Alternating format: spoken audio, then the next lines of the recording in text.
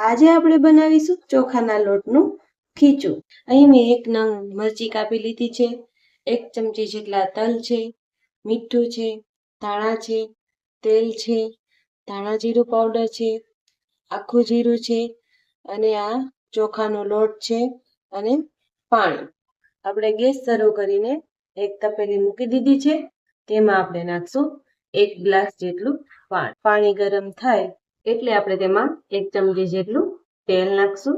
તેમાં નાખશું આ જીરું, તલ, મરચી, ધાણા જીરું પાવડર, સ્વાદ અનુસાર મીઠું. લોટ નાખતું જવાનું છે, એક સરખું જ એક જ દિશામાં હલાવવાનું છે. ધ્યાન રાખવાનું છે કે આમાં ગાંઠા ન પડે. ઉપરથી આપણે તેમાં તેલ નાખશું થોડું. આપણે નાખશું આ સંભાર મસાલો છે, 1 ચમચી જેટલું તેલ, લીંબુનો રસ અને ધાણા. તો તૈયાર છે આપણું ખીચું.